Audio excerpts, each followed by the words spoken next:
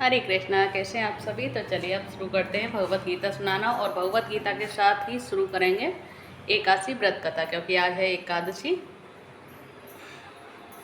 अम्मा बैठी हुई हैं। अम्मा क्या कर रही हो? चिरवे खा रही हैं अम्मा। अम्मा चिरवे नहीं खाते एकादशी में। एकादशी वाले दिन तो बिल्कुल नहीं खाते, न चिरवा न चावल।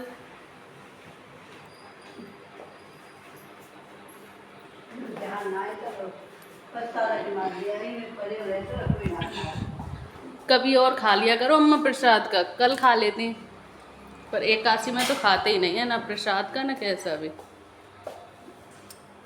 चलिए अब शुरू करते हैं भगवत गीता के साथ साथ एकादशी व्रत कथा, क्योंकि आज है योगिनी एकादशी। तो चलिए शुरू करते हैं भगवत गीता। पहले भगवत गीता सुनाऊंगी, क्योंकि एकादशी वाले दिन जरूर से जरूर भगवत गीता तो जरूर सुननी चाहिए, क्योंकि ये भगवान विष्णु की ही होती है, क्योंकि भगवान विष्णु का ही रूप है श्री कृष्ण भगवान, जो कि भगवान श्री कृष्ण ने खुद अपने मुख से अर्जुन को सुनाई है। तो चलिए श्रीमद् भगवत गीता शुरू करते हैं। इसके बाद में एकादशी व्रत कथा सुनाऊंगी मैं। तो इसका श्लोक नंबर है, अध्याय 2 का श्लोक नंबर 8। नाहि प्रपश्यामि ममापनुद्याद् यच्छोकमुच्छो षड्मिन्द्रियाणाम् अवाप्य भूमावस पत्नमृद्धं राज्यसुराणामपि चाधिपत्यम।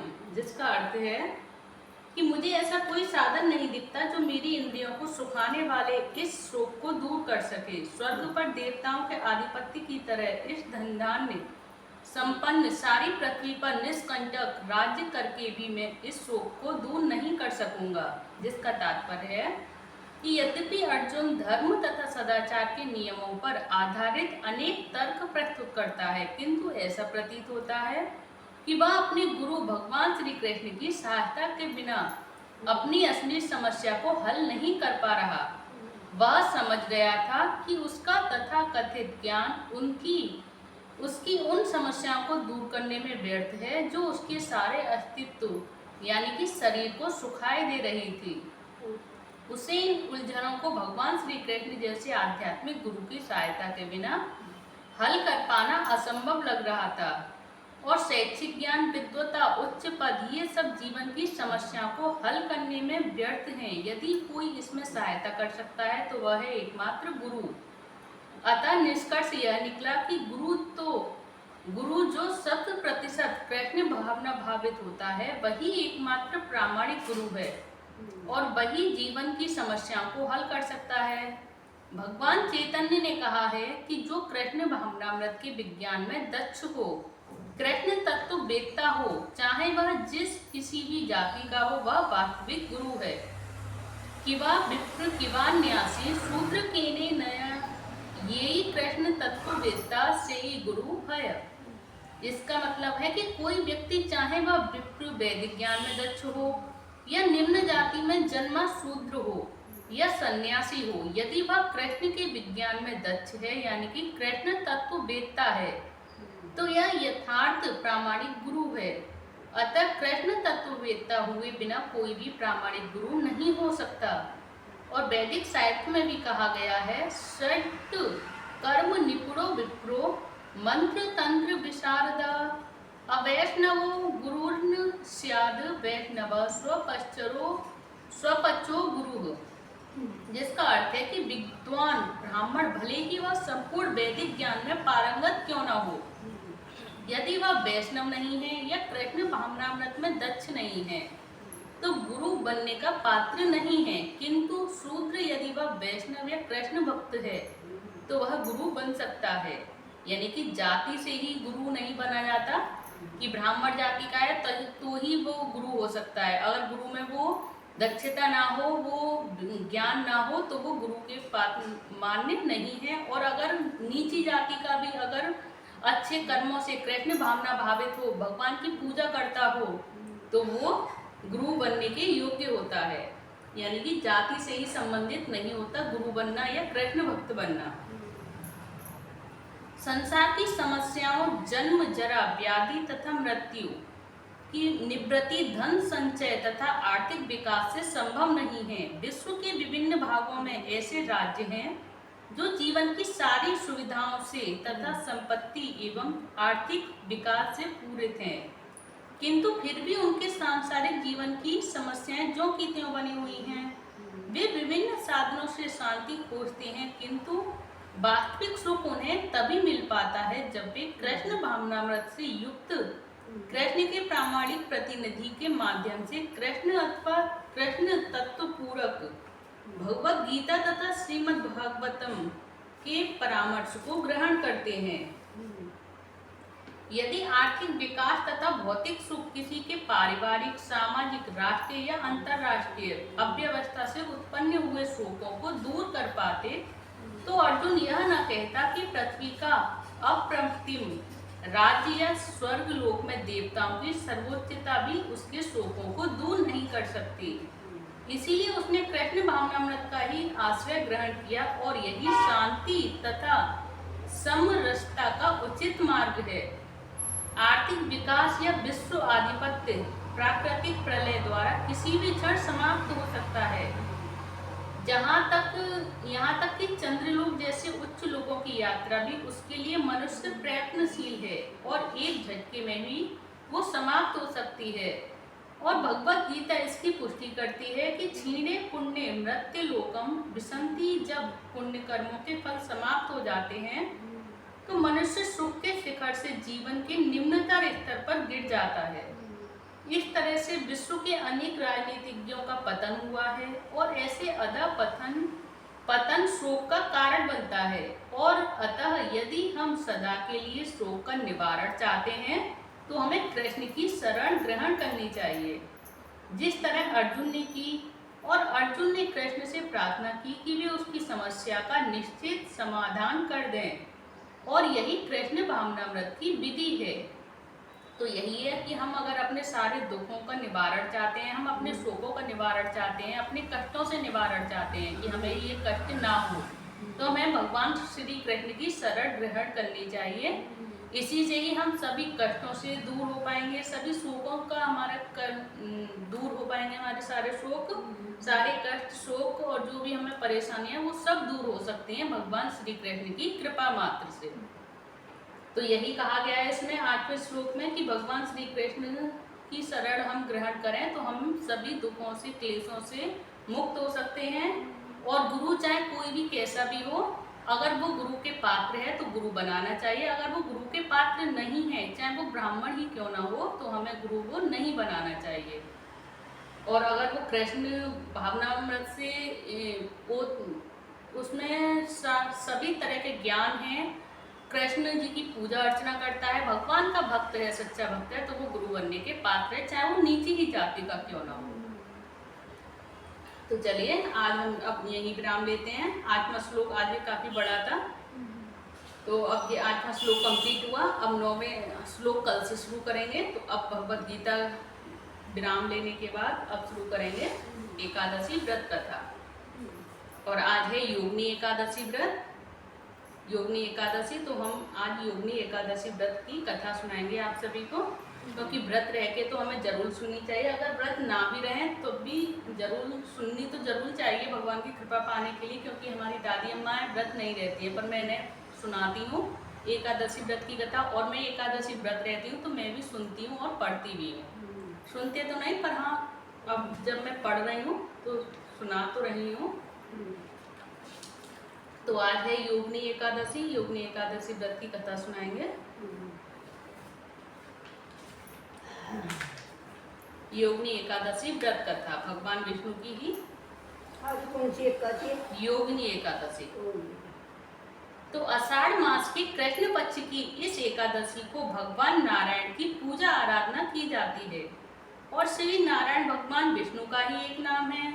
अतः अन्य एकादशियों के समान ही भगवान विष्णु अथवा उनके लक्ष्मी नारायण रूप की पूजा आराधना करें और दान आदि की क्रियाएं पूर्ण करें। और इस एकादशी का व्रत करने से संपूर्ण पापों का क्षय होता है और पीपल का पेड़ काटने जैसे पाप तक से मुक्ति मिल जाती है। किसी के दिए हुए श्राप तक का निवारण हो जाता है। और योगिनी एकादशी व्रत करने से इस व्रत को करने वाला इस लोक में सभी सुखों को भोग कर अंत में मोक्ष को प्राप्त कर हरि चरणों में निवास प्राप्त करता है, ऐसा शास्त्रों का कथन है। तो अब चलिए कथा शुरू करते हैं। ये तो इसका महत्व था कि योगिनी एकादशी व्रत का महत्व क्या होता है। तो चलिए आगे बढ़ते हैं भगवान श्री हरि का नाम लेकर। धर्मराज युधिष्ठिर ने भगवान श्री कृष्ण से कहा कि हे माधव, अब आप कृपा करके मुझे आषाढ़ मास के कृष्ण पक्ष की एकादशी के महात्म, विधि विधान आदि को इसके नाम के सहित बतलाइए। इससे आगामी यानी कि आने वाली जो पीढ़ियां होती हैं इस एकादशी के बारे में शास्त्र सम्मत जानकारियां प्राप्त कर सकेंगी, यानी आगे वाली पीढ़ियां भी ज्ञान प्राप्त कर सकेंगी। इसलिए आप मुझे समझाइए, बताइए। तो भक्त वत्सल भगवान श्री कृष्ण कहते हैं कि हे राजन, आषाढ़ मास के कृष्ण पक्ष की एकादशी का नाम योगिनी एकादशी है, जो समस्त पापों को क्षय करने वाला और इस लोक में सभी सुख और अंत में मोक्षदायक है। इस एकादशी का व्रत, योगिनी एकादशी का व्रत करने से देवताओं के दिए गए श्राप तक से मुक्ति प्राप्त हो सकती है। और पुराणों में वर्णित है एक कथा जो मैं आपको सुनाता हूँ, आप उसे ध्यान पूर्वक सुनिए। स्वर्गलोक में इंद्र की अलकापुरी नामक अत्यंत भव्य और रमणीय नगरी है। इसमें यक्षों का राजा कुबेर एक भव्य नगर में रहता था। कुबेर प्रबल शिव भक्त था और प्रतिदिन प्रातःकाल शिव जी की पूजा आराधना किया करता था। हेम नामक एक माली प्रतिदिन पूजा के लिए मानसरोवर से फूल लाकर कुबेर के यहाँ पहुँचाया करता था। तो हेममाली की पत्नी का नाम था विशालाक्षी, जो अप्सराओं के समान सुंदर, अत्यंत गुणवती और महान पतिव्रता थी। हेममाली की पत्नी विशालाक्षी, हेममाली अर्धरात्रि में फूल लेने मानसरोवर जाता और सुबह वहां से फूल लाकर राजा कुबेर के यहाँ पहुंचाता था। एक दिन वह मानसरोवर से पुष्प तो ले आया, परंतु कामातुर होने के कारण मार्ग में ही उसके जो अपने घर वो रुक गया और पत्नी के साथ हास्य विनोद और रमण करने में तल्लीन हो गया। जब दोपहर तक कुबेर के पास पूजा के लिए फूल नहीं पहुंचे, तो कुबेर ने अपने सेवकों को कारण पता करने के लिए हेममाली के घर भेजा। तो सेवकों ने राजा कुबेर को आकर बताया कि वह पापी तो काम के वशीभूत होकर अपनी स्त्री से हास्य विनोद तथा रमण करने में लगा है।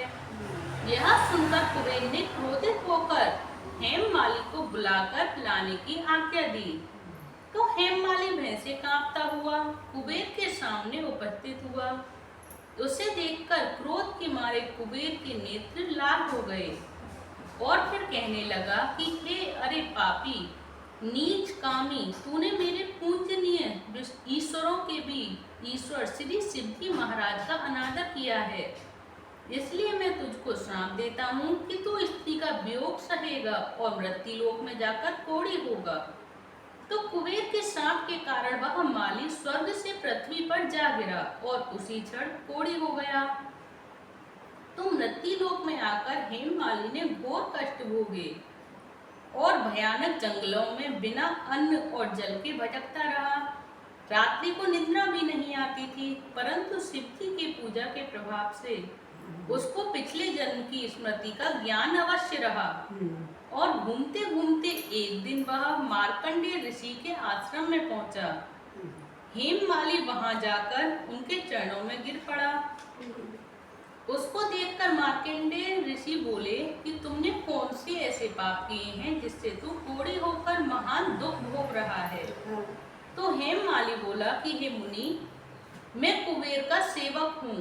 मैं राजा की पूजा के लिए प्रतिदिन पुष्प लाया करता था। एक दिन अपनी स्त्री के साथ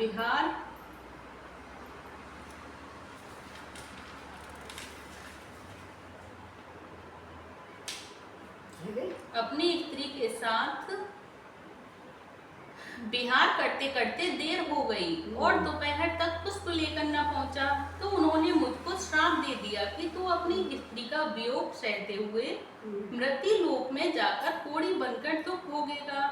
इससे मैं कोढ़ी हो गया हूँ और महान कष्टों को भोग रहा हूँ। आप ऐसा कोई उपाय बतलाइए जिससे मेरी मुक्ति हो जाए। तो हेममाली की यह व्यथा सुनकर ऋषि बोले कि तूने मेरे सन्मुख सत्य वचन कहे हैं, इसीलिए मैं तेरे उद्धार के लिए एक व्रत बताता हूँ। यदि तू आषाढ़ मास के कृष्ण पक्ष की योगिनी नामक एकादशी का विधि पूर्वक व्रत करेगा तो तेरे समस्त पाप नष्ट हो जाएंगे। इस पर हेममाली बहुत प्रसन्न हुआ और मुनि के वचनों के अनुसार योगिनी एकादशी का विधि पूर्वक व्रत किया, जिसके प्रभाव से वह फिर अपने पुराने रूप में आ गया और अलकापुरी पहुंचकर अपनी स्त्री के साथ आनंद पूर्वक रहने लगा। तो हे राजन, इस योगिनी एकादशी की कथा पढ़ने अथवा सुनने का फल ही 88 सहस्त्र ब्राह्मणों के भोजन कराने के बराबर है, जबकि इसका व्रत करने पर तो समस्त पाप दूर ही हो जाते हैं और अंत में स्वर्ग की प्राप्ति होती है। तो ये रही योगिनी एकादशी व्रत कथा, जो भगवान विष्णु का रूप की ही कथा है, यानी कि विष्णु भगवान नारायण की कथा। तो ये आप सभी को कैसी लगी योगिनी एकादशी व्रत कथा? तो अगर अच्छी लगी हो तो कमेंट बॉक्स में जय श्री हरि लिखना ना भूलें। धन्यवाद। जय श्री कृष्ण चैतन्य प्रभु नित्यानंद, श्री अद्वैत गदाधर शिवासादि गौर भक्ति वृंद। हरे कृष्ण कृष्ण कृष्ण हरे हरे, हरे राम राम राम हरे। गावत है बस जाइए काशी तली गावत है। गुरु वे न ज्ञान गंगा वे न तीरथ, एकादशी भरत बड़ोए। गुरु वे न ज्ञान गंगा वे न तीरथ, बाप को पीहर, बाप को पीहर माँ को लाड़ कहाँ है। गुरु वे न ज्ञान गंगा वे न तीरथ, बाप भैया को प्यार, भैया को पीहर, भौजाई को प्यार। ये भजन है अम्मा एकादशी का? है एकादशी का भजन है ये। हाँ सुनाओ तो। गुरु वे न ज्ञान गंगा वे न तीरथ, गुरु एकादशी को व्रत बड़ोए। गुरु वे न ज्ञान गंगा वे न तीरथ, बाप को पीहर माँ को लाड़। गुरु वे न ज्ञान गंगा वे न तीरथ, भैया को पीहर भौजाई को पीहर, भैया को लाड़। गुरु वे न ज्ञान गंगा वे न तीरथ, एकादशी को व्रत बड़ोए। सासु को ससुर को सासुरो माँ, ससुर को सास का पीहर, ने सास का पीहर। हाँ, ससुर को सासुरो, सासु को लाड़। पिया भैया जेठ को प्यार, जेठ को ससुराल, पति को प्यार। गुरु वे न ज्ञान, ऐसे बस ये 2-3 का आखिर गाँव। तो ये है एकादशी व्रत का भजन, जो कि अम्मा मंदिर जाती हैं, मंदिर में सुन के आती हैं, तो उनका थोड़ा थोड़ा उन्हें याद है, थोड़ा थोड़ा भूली भी हुई हैं। तो आप सभी को दादी अम्मा का ये एकादशी भजन भी कैसा लगा प्लीज़ कमेंट बॉक्स में ज़रूर बताएं। गुरु एकादशी को व्रत बड़ोए। गुरु वे न ज्ञान गंगा वे न तीरथ, सासु को लाड़, ससुर को सासुरो, पिया को लाड़ कहाँ है। गुरु वे न ज्ञान गंगा वे न तीरथ, एकादशी को व्रत कहाँ है। ऐसे ही बस पियर को सब लाड़, चलिए, पियर को सुसर को विष्णु भगवान की जय, जय। एकादशी जय हो भगवान। देवी की जय।